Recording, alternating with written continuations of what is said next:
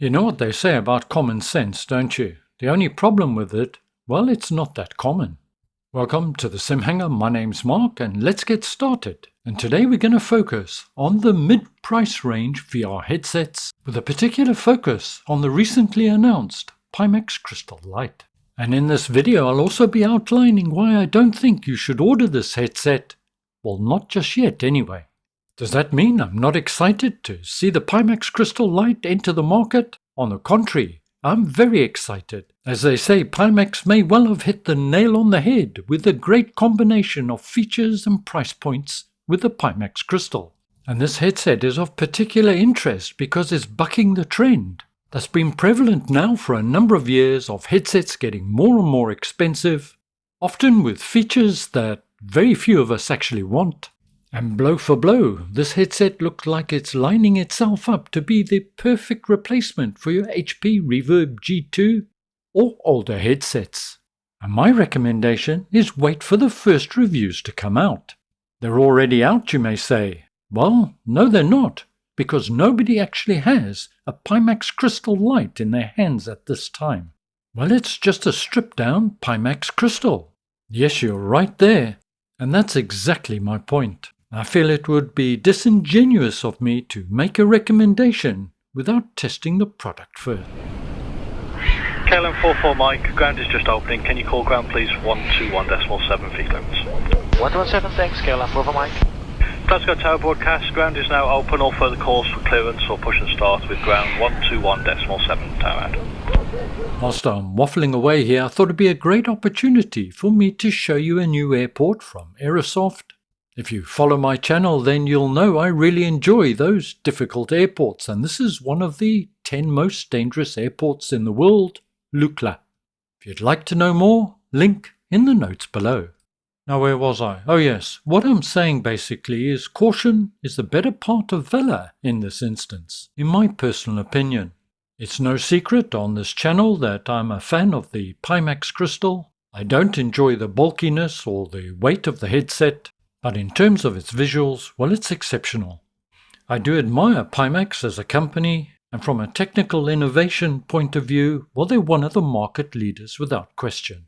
But equally, at times they can be inconsistent in terms of final specification and so on.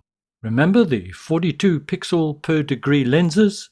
Still waiting for details on the Pimax 12K? Well, I think you get my point. VR headset resolutions have continued to increase over the last 2+ years. The Quest 2 to the Quest 3, for example, the now defunct Varjo Aero, the hyper-expensive Somnium VR1. And this trend is set to continue. And for good reason, we all want better visuals for our virtual reality experiences. And the point really that I'm trying to drive to here is give consideration to what GPU or graphics card you have in your system. The harsh reality is that hardware is moving on, and as resolutions increase, well, your GPU may be less and less capable of delivering the performance that you desire, and having great visuals and poor performance, well, that's not a win in my book. For those of you with older GPUs and perhaps CPUs, and on a limited budget, well, you may find you're better off investing in a more up-to-date GPU than a new VR headset, at least in the short term. Turning back to the Pimax Crystal Light, following the recent announcement, Pimax have now changed the config options that are available, with 2 new options. For $899 US, this includes the headset, lighthouse faceplate, no controllers, and local dimming. And more importantly in my book, for now $799 US, they're offering the headset with no controllers and local dimming. What does the local dimming mean? Well, it has a mini LED backlit panel. Whilst the headset will be perfectly usable without that option, the backlighting does improve the color and the vibrancy of the image overall, and provides deeper blacks. If the Pimax Crystal Light turns out to be as good as we hope it will be, then that's certainly the option I would go for. What a beautiful but very rugged part of the world this is. Lukla Airport, of course, is in Nepal, and we're not far from the base of Mount Everest. The real challenge of this airport is there's no ILS, there's no go-around. As you can see, there's a massive mountain at the end of the runway. We're at high altitude, so often visibility is less than optimum, and you're basically landing uphill. Falling into the mid-price range category is, of course, the Meta Quest 3.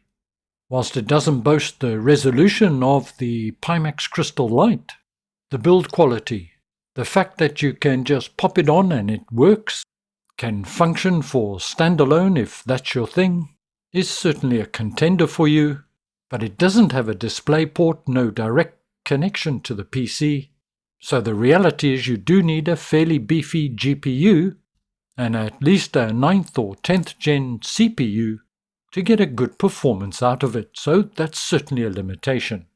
If you've got the required hardware and can operate it wirelessly, well, that's just a fantastic liberating experience. And right down at the bottom, those on a real budget and money's very tight, and if it's still available, well, the Pico 4 is also a viable option, with very much the same limitations as the Quest 3. However, the versatility of the Quest 3 outshines the Pico 4 in my opinion. The Pimax Crystal Light has a lot going for it. At 2880 by 2880 pixels per eye, it's offering the same resolution as the Pimax Crystal. And whilst it doesn't come with eye tracking, it does come with fixed foveated rendering for those that would need it.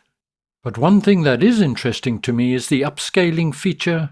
So you can run the Pimax Crystal Light at 2160 by 2160 pixels per eye, which is the same resolution as the HP Reverb G2, and then use the upscaling feature to provide a full resolution image. So once again, this could assist those with less capable hardware.